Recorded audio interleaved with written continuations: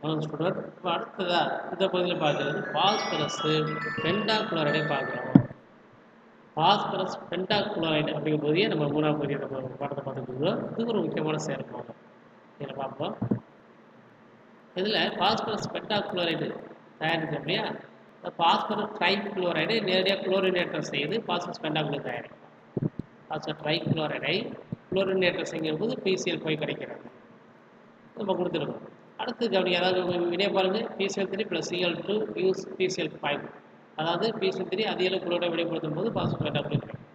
இந்த வேதிப்பண்புல இதை வெப்பப்படுத்தும் போது பாஸ்பரஸ் பென்டாகுளோரைடு சிதைவடைகிறது. இது சிதைவடைந்தால் எப்படி சிதைவடையும்? PCl3 ஆகவும் Cl2 ஆகும், அதாவது பாஸ்பரஸ் ட்ரைகுளோரைடு ஆகவும் குளோரினாகவும் இது சிதைவடைகிறது இல்லை. இது ஒரு இதோடைய வேதிப்பண்பு. அடுத்து இதை நீரோட வினைப்படுத்தலாம். பாஸ்பரஸ் பென்டாகுளோரைடு நீரோட வினைபுரியும் போது ஆர்த்தோ பாஸ்பாரிக் அமிலத்தை கொடுக்கும். ஆர்த்தோ பாஸ்பாரிக் அமிலம் H3PO4 PCl3, அதாவது பாஸ்பரஸ் ட்ரைகுளோரைடு நீரோட வினைபுரிந்தால் பாஸ்பரஸ் அமிலத்தை கொடுக்குது. ஆனால் பாஸ்பரஸ் பென்டாகுளோரைடு நீரோட வினைபுரியும் போது ஆர்த்தோ பாஸ்பாரிக் அமிலத்தை தருகிறது, H3PO4. இந்த வினையில் முதல் நேரடியாக இது ஆர்த்தோ பாஸ்பாரிக் தருதானா இல்லை. PCl5 நீரோட வினைபுரியும் போது பாஸ்போரல் குளோரைடு POCO பாஸ்போரல் குளோரைடு அல்லது பாஸ்பரஸ் ஆக்சிக் குளோரைடு சொல்லலாம். அது சேர்ப்பு கிடைக்கும்.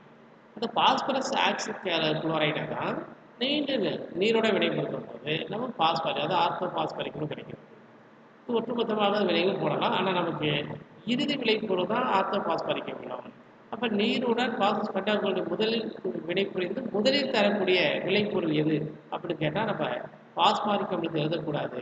என்ன எழுதணும்? பாஸ்பரஸ் ஆக்சிக் குளோரைடு தான் அதில், அதான் முதல் விளைபொருள். அடுத்து தான் நம்ம ரெண்டாவது இறுதி விளைபொருள் தான் பாஸ்பாரிக் அமிலம். அதே போல் பாஸ்பரஸ் பென்டாகுளோரைடு உலோகோட வினைப்பட்டு உலோக குளோரைடை தருகிறது. பாஸ்பரஸ் ட்ரைகுளோரைடை போலவே இது கரிமச்சேர்மம் போன்ற குளோரினேட்டர் அடைய செய்கிறது. எந்த கரிமச்சேர்மம் இவ்வளோ சில்வரோட வினைப்படுத்தாமல் சில்வர் குளோரைடு கிடைக்கும். டின்னு வெள்ளியம் அதோட வினைப்படுத்தும் போது வெள்ளியம் குளோரைடு SnCl கிடைக்கிறது. எத்தில் ஆளுகளை வினைப்படுத்தினா OH தொகுதி வினைப்பு தொகுதி நீக்கம் அடைந்து அதுக்கு பதிலாக குளோரினேட்டர் அடைந்து எத்தில் குளோரைடை தருகிறது. அப்போ HCl-ம் POCl3 வெளியேறும். அங்கே பாஸ்பரஸ் அமிலம் வெளியேறுது, இங்கே HCl. அதே போல் புரோபியோனிக் அமிலம் C2H5COH புரோபியோனிக் அமிலம் இதோட வினைப்படுத்தும் போது புரோபியோனல் குளோரைடு அப்படிங்கிற C2H5COCl சேர்மத்தை தருகிறது. அப்போ கரிமச்சேர்மங்களோட வினைபுரிந்து அதன் குளோரைடை தருகிறது. உலோகங்களோட வினைபுரிந்து உலோக குளோரைடை தருகிறது. இது வினைகளில் ஈடுபடக்கூடியது பாஸ்பரஸ் பென்டாகுளோரைடு. அடுத்து பாஸ்பரஸ் பென்டாகுளோரைடு பயன்கள். பாஸ்பரஸ் பென்டாகுளோரைடு ஒரு சிறந்த குளோரினேட்டர் காரகம். இது ஹைட்ராக்சில் தொகுதிகளை குளோரின் அணுக்கள் கொண்டு பதிவு செய்யப்படுகிறது. ஹைட்ராக்சில் அப்படின்னா OH தொகுதி கரிமச்சேர்மம், அது பெரும்பாலும் ஆளுகள் அமிலங்கள் காணப்படக்கூடிய ஹைட்ராக்சில் தொகுதிக்கு பதிலாக குளோரின் அணுக்கள் கொண்டு பதிவு செய்வதற்கு இந்த பாஸ்பரஸ் பென்டாகுளோரைடு மிக முக்கிய பங்கு வகிக்கிறது. ஒரே ஒரு பாஸ்பரஸ் பென்டாகுளோரைடு பயன் கேட்டால் நம்ம என்ன சொல்லலாம்? கரிமச்சேர்மங்களை குளோரினேட்டர் செய்வதற்கு பயன்படுகிறது. அடுத்து இதோட வடிவ அமைப்பு பார்க்கலாம். பாஸ்பரஸ் ஆக்சைடு மற்றும் பாஸ்பரஸ் ஆக்சைடு அமிலங்களின் அமைப்பு வாய்ப்பாடுகள். பாஸ்பரஸ் ஆனது பாஸ்பரஸ் ட்ரை ஆக்சைடு மற்றும் பாஸ்பரஸ் பென்டாக்சைடு ஆகியவற்றை உருவாக்குகிறது. இந்த பாஸ்பரஸ் ட்ரை ஆக்சைடு 4 பாஸ்பரஸ் அணுக்கள் 4 மூளையும் 4 அமைப்பில் 4 பாஸ்பரஸ் பத்த தெரிகிறது. 4 மூளை பகுதியிலே 4 பாஸ்பரஸ் அணுக்கள் காணப்படும். 6 ஆக்சிஜன் அணு காணப்படும். இதோட P4O6 தானே 6 ஆக்சிஜன். இந்த 6 ஆக்சிஜன் அணுக்களும் விளிம்புகளில் அமைந்து காணப்படும். விளிம்புகள் ஒவ்வொரு விளிம்பு பாஸ்பரஸை இணைக்கக்கூடிய இந்த விளிம்பு பகுதிகளில் காணப்படுகிறது. அப்போ இந்த பாஸ்பரஸ் ஆக்சைடுகளில் காணப்படக்கூடிய பாஸ்பரஸ் ஆனது எங்கே காணப்படும் சொல்லியிருக்கணும்? அணுக்கள் 4 மூளை பகுதியிலையும் ஆக்சிஜன் 6 அணுக்கள் காணப்படுது. 6 அணுக்கள் விளிம்புகளில் அமைந்து காணப்படுகிறது. இந்த பாஸ்பரஸ் ஆக்சைடு பிணைப்பு நீளம் 165.6 PM பிக்கோமீட்டர் சொல்ல முடியாது, அது PM சொல்லும். இதே பாஸ்பரஸ் ஆக்சைடுடைய 184 PM பிணைப்புகளே அது ஒற்றை பிணைப்பு நீளத்தை விட குறைவானது. பாஸ்பரஸுக்கு ஆக்சைடு இடையே காணப்படும் ஒற்றை பிணைப்பு நீளம் 184 PM. ஆனால் இங்கே காணப்படக்கூடிய பிணைப்பு நீளம் 165.6. அதனால ஒற்றை பிணைப்பு நீளத்தை விட இது குறைவாக காணப்படுகிறது. அந்த பாஸ்பரஸ் பை எலக்ட்ரான், அந்த டி ஆர்பிட்டால் பை எலக்ட்ரான் பிணைப்பு காரணமாக இது குறிப்பிடுகிறது. அதாவது பி ஆர்பிட்டால் உள்ள பை எலக்ட்ரானுக்கும் டி ஆர்பிட்டால் உள்ள பை எலக்ட்ரானுக்கும் பிணைப்பு காரணமாக இது குறிப்பிடத்தகுந்த அளவு இரட்டை பிணைப்பு தன்மையை உருவாக்குகிறது. இரட்டை பிணைப்பு உருவாக்குறது. இரட்டை பிணைப்புல ஒரு பிணைப்பு பை பிணைப்பு ஏற்படுத்தும். எந்தெந்த எலக்ட்ரான் பை பிணைப்பை ஈடுபடுதுன்னு கேட்கலாம். பி ஆர்பிட்டால் எலக்ட்ரான்களும் டி ஆர்பிட்டால் எலக்ட்ரான்களும் பை பிணைப்பை ஏற்படுத்துகிறது. அது காரணமாக இரட்டை பிணைப்பு உருவாக்குது. இதில் பீப்பர் ஓட்டம் அந்த பாஸ்பரஸ் பென்டாக்சைடு மூலக்கூறில் ஒவ்வொரு பாஸ்பரஸ் அணுவும் 3 ஆக்சிஜன் அணுக்களுடன் 3 பிணைப்புகளையும் கூடுதலாக ஒரு ஆக்சிஜன் அணுவுடன் ஈதல் சகப்பிணைப்பு உருவாக்கும். பாஸ்பரஸ் கலப்பு ஒவ்வொரு பாஸ்பரஸும் 3 ஆக்சிஜன் அணுவுடன் சகப்பிணைப்பை ஏற்படுத்தும். பாஸ்பரஸ் படத்தில் பார்த்தா தெரியும் உங்களுக்கு. பாஸ்பரஸ் சுற்றிலும் 3 ஆக்சிஜன் அணுக்கள் காணப்படும். அது எல்லாமே சகப்பிணைப்புனா பாஸ்பரஸ் ஒரு எலக்ட்ரானும் ஆக்சிஜன் எலக்ட்ரானும் பிணைப்பை ஏற்படும். ஆனால் ஒரே ஒரு ஆக்சிஜன் மட்டும் பாஸ்பரஸும் ஈதல் சகப்பிணைப்பு. இதில் படத்தில் இரட்டை பிணைப்பு போட்டு காட்டியாங்களே, அது ஈதல் சகப்பிணைப்பு.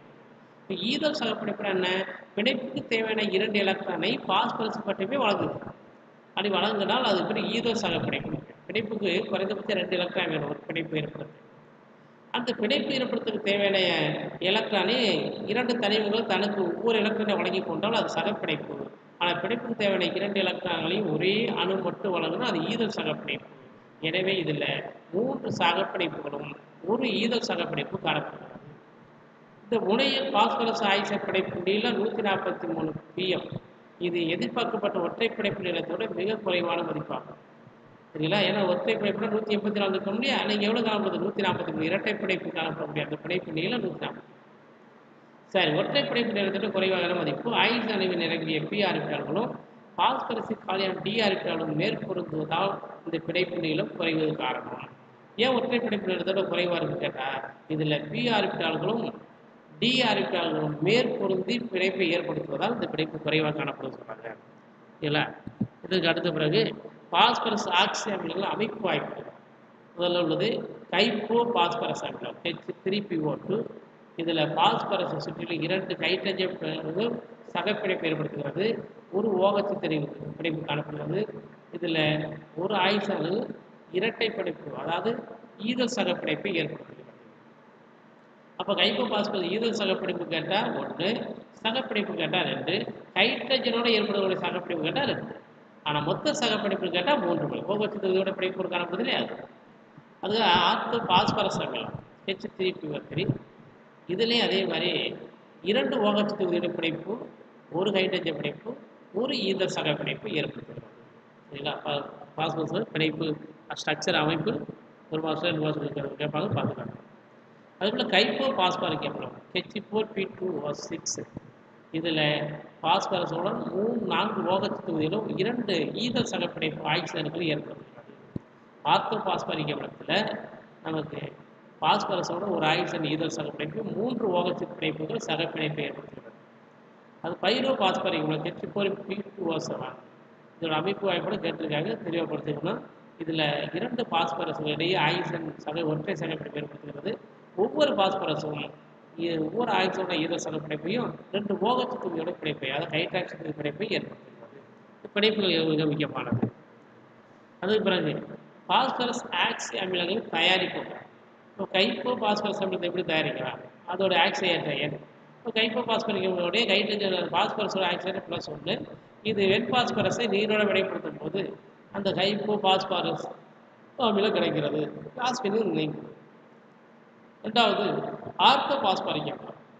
இந்த ஆர்த்தோ பாஸ்பாரிக் அமிலத்தை அதோட ஆக்சிஜன் +3 ஒரு மாதம் கேட்பாங்க.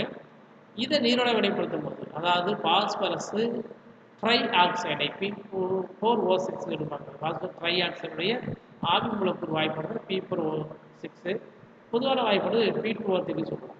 அந்த பாஸ்பரஸ் ட்ரை ஆக்சைடை நீரோட வினைப்படுத்தும் போது பாஸ்பரஸ் அமிலம் கிடைக்கிறது. இன்னொரு ஏற்கனவே ஒரு பாஸ்பரஸ் ட்ரை குளோரைடு இல்லையா, அதை நீராக பொறுத்தாலும் நமக்கு பாஸ்பரஸ் அமிலம் கிடைக்கும். அவங்க பாஸ்பரஸ் ட்ரை ஆக்சைடு அல்லது பாஸ்பரஸ் ட்ரை குளோரைடு நீராக பொறுத்தால் பாஸ்பரஸ் அமிலம் கிடைக்கும். அடுத்து கைப்போ பாஸ்பாரிக் அமிலம் H4P2O6 இல்லையா, கைப்போ பாஸ்பாரிக் அமிலம். அதை பாஸ்பரஸ் மற்றும் காற்று கலந்த கலவையை நீரோட வினைப்படுத்தினோம் என்றால் நமக்கு கைப்போ பாஸ்பாரிக் அமிலம் கிடைக்கிறது. அடுத்து ஆர்த்தோ பாஸ்பாரிக் அமிலம். இந்த அமிலங்களே மிக முக்கியமானது ஆர்த்தோ பாஸ்பாரிக் அமிலம் தான். இது H3PO4. இதோட ஆக்சிஜன் +5. இது பாஸ்பரஸ் பென்டாக்சைடு. அல்லது பாஸ்பரஸ் பென்டாக்ளோரைடு இந்த 2 சேர்மத்தை நீரில் வினைப்படுத்தினாலும் நமக்கு ஆர்த்தோ பாஸ்பரிகள் கிடைக்கிறது. இதில் எளிதாக வினைபுரியக்கூடியதுன்னா பாஸ்பரஸ் பென்டாக்சைடு, அதனால் அதையும் பயன்படுத்துவது நல்லது. அல்லது லாஸ்ட்டில் பைரோ பாஸ்பாரிக் H4P2O7 இது ஆக்சைடாலே ப்ளஸ் பாயிண்ட். இப்போ ப்ளஸ் பாயிண்ட் ஆக்சைடை பெற்றுள்ள பாஸ்பரஸ் ஆக்சைடு அமில கூறுன்னு கேட்டால் ஆர்த்தோ பாஸ்பரிகளுக்கு பைரோ பாஸ்பர் ரெண்டுமே இருக்க போது ஆக்சைடு அடி வச்சிருப்பாங்க.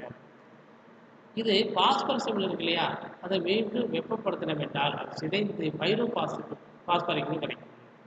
இல்லை பைரோ பாஸ்பரிக் நீரோட வினைப்படுத்தினாலும் நம்ம ஆர்த்தோ பாஸ்பரிக்கும் கிடைக்கும். நம்ம இங்கே தயாரிப்பு வந்து பைரோ பாஸ்பரிக்கும், அதனால பாஸ்பரஸ் அமிலத்தை நம்ம வெப்பப்படுத்த சிதைக்க வேண்டும். இது மூலமாக தயாரிக்கலாம். சரிங்களா? இது மாதிரி பாஸ்பரஸ் அமிலம் இந்த பாடத்தில் குறைவாக கொடுத்துருக்காங்க. அதுக்கு பிறகு இந்த பகுதியில் அடுத்த குடும்பமான ஆயுசன் குடும்பத்தை சேர்த்து, அதாவது 16ஆம் தொகுதியை சார்ந்த தனிமங்கள் சால்கோஜன்ஸ் சொல்லுவாங்க. சால்கோ அப்படின்னா தாதுக்கள் அப்படின்னு பேர், ஜென்ஸ்னா உருவாக்குறது, தாதுக்களை உருவாக்குற தனிமங்கள் அப்படின்னா சால்கோஜன்ஸ். இதுக்கு இன்னொரு பேர் தாத்தினிகள் என அழைக்கப்படும். ஏனெனில் பெரும்பாலான தாதுக்கள் ஆக்சைடுகளாக அல்லது சல்பைடுகளாக உள்ளன. இந்த ஆக்சைடு ஆக்சனும் சல்பரும் இந்த குடும்பத்தில் காணப்படுது 16ஆம் தொகுதி குடும்பத்தில் காணப்பட்டிருக்கிறது. சரி, இது முதல் தனிமமான ஆக்சன் மிக அதிக பலம் கொண்ட தனிமமாகும். இது காற்றில் டை ஆக்சனாக காணப்படும். அதாவது O2, அதாவது டை ஆக்சைடு 20% நிறை மற்றும் கன அளவு சதவீதத்துக்கு அதிகமாக காணப்படும். அந்த காற்றில் உள்ள ஆக்சைடு வந்து டை ஆக்சைடு. இது ஆக்சைடுகளாக சேர்ம நிலையில் காணப்படுகிறது. புவிப்பரப்பில் ஆக்சிஜனும் சல்பரும் முறையே 46.6% மற்றும் 0.03% நிறையை உருவாக்குகிறது. சல்பர் தனிமமானது சல்பேட்டுகளாகவும் சிப்சம் எப்சம் போன்ற உப்பு இருக்கிறே அதில் காணப்படும். சல்பைடுகளாகவும் கலினா ஜிங்க் பிளான்ட் இது சல்பேட். அப்போ சல்பேட்டுக்கு உதாரணம் கேட்டால் எப்சம் சிப்சம், சல்பேட்டுக்கு உதாரணம் கலினா ஜிங்க் பிளான்ட் இது காணப்படும். இது எரிமலை சாம்பலில் காணப்படக்கூடியது. இத்தொகுதியை சார்ந்த மற்ற தனிமங்கள் மிக குறைந்த அளவே கிடைப்பதால் மேலும் இவை செலினாய்டுகள், டெல்லூராய்டுகள், சல்பைடு தாதிலிருந்து இது கிடைக்கிறது. இந்த குடும்பத்தோட ஒரு அறிமுகம். இதோட இயல்பு பார்ப்போம். 16ஆம் தொகுதி சார்ந்த தனிமங்களோட இயல்புகள் ஒரு அட்டவணையில் கொடுத்துருக்காங்க, அதை கவனிப்போம். இந்த உருநிலை இப்போ oxygen, sulphur, selenium, tellurium, polonium அப்படிங்கிறது தான் அந்த தனிமம். இந்த பொலோனியங்கிறது கதியக்க தனிமம். அது கதியக்கத்துக்கான நிரோணத்தை சிதைக்கும் போது கிடைக்கக்கூடியது. இப்போ இதில் ஆக்சிஜன் மற்றும் வாயு இது எல்லாமே திண்ம நிலையில் காணப்படுகிறது. அணியது நம்ம தெரியும் 8, 16, 34 பார்த்துருக்கோம். ஐசோடோப் அப்படிங்கிறது ஆக்சிஜன் O16 ஒரு ஐசோடோப், S38 சல்பரோட செலினியம் 90, 130 டெல்லூரியம், பொலோனியத்துக்கு பாஸ்பரஸ் ஆக்சைடு சேர்ந்து 2 ஐசோடோப் காணப்படும். அதற்கு அதிகமாக எழுத ஏன்னா அது கதியக்க திண்மம் காணப்படுவதால் நிறைய சிதைவு ஏற்படும். அணு நிறை கிடைக்கிற பொழுது மதிப்பு 15.96 ஆக்சிஜன். இதே போல் அணு பார்த்துங்க. எலக்ட்ரா அமைப்பு இதுதான் முக்கியமானது. பாஸ்பரஸ் எலக்ட்ரா அமைப்பு அல்லது ஆக்சிஜனோட எலக்ட்ரா அமைப்பு கேட்டோம்னா 2s to 2p போகும். அதே போல் சல்பர் எலக்ட்ரா அமைப்புனா 3s to 3p போகும். அவ்வளோ செலினியத்தோட எலக்ட்ரா அமைப்பு அதே தான் வரும். 3d 10 4s to 4p4 தான் மிக முக்கியமானது. டெல்லூரியம், பொலோனியம் இதில் எல்லாரோட எலக்ட்ரா அமைப்புகள் தெரிஞ்சாங்க. இந்த பகுதியில் எலக்ட்ரா அமைப்பு அதிகமாக கேட்பாங்க. அப்புறம் அணு ஆரம் 1.5 1.80 அது பாருங்கள். அடர்த்தி, உருநிலை, கொதிநிலை இந்த மதிப்புகளை பாருங்கள். சரிங்களா? ஓகே. இந்த பகுதியில் ஆக்சிஜனோட சேர்த்து நம்ம பென்டாக்ளோரைடு இதோட வேதிப்பண்புகள், ஆர்த்தோ பாஸ்பரிகளும் பாஸ்பரஸ் ஆக்சி அமிலங்கள் இது எல்லாத்தோடைய தயாரிப்பு முறைகளும் பார்த்துருக்கோம், பயன்களையும் பார்த்துருக்கோம். சரிங்களா? இந்த பகுதியில் இதோட சேர்ந்து ஆக்சிஜன் குடும்பத்தையும் உள்ள எடுத்து பார்த்துருக்கோம். அதோட பொதுப்பண்புகளை பார்த்துருக்கோம். ஆக்சிஜன் குடும்பத்தோடைய பொதுப்பண்புகள் இதெல்லாம் தெளிவாக பார்த்துக்கலாம். சரிங்களா? Okay, thank you.